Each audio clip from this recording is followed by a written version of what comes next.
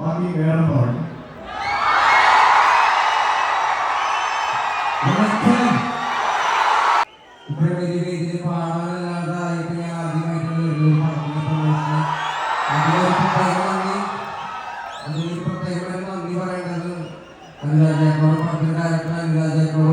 പടത്തിലെ പ്രവർത്തിക്കുന്ന എല്ലാവർക്കും വേണ്ടിയിട്ടാണ്.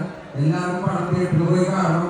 പിന്നെ ധന്യവാദം പറയുന്നത് നമ്മളെല്ലാവരും പെട്ടെന്ന് പറഞ്ഞു പോയാൽ വളരെ സങ്കടപ്പെടുത്തുന്ന ഒരു കാര്യത്തെ കുറിച്ച് നമ്മൾ വീണ്ടും ഓർമ്മപ്പെടുത്തലാണ്. അപ്പൊ ഇങ്ങനെ ഒരു പടം ചെയ്യാൻ ധൈര്യം കാണിച്ചാൽ ഞങ്ങൾക്ക് കാരണം സിനിമ ചെയ്യാം, എല്ലാവർക്കും സിനിമ ചെയ്യാം. സാമ്പത്തിക നേട്ടത്തിന് ബാക്കിയുള്ള എന്റർടൈൻമെന്റ് പർപ്പസിന് വേണ്ടി സിനിമ ചെയ്യാം. ഒരു പ്രത്യേക ഒരു കാര്യം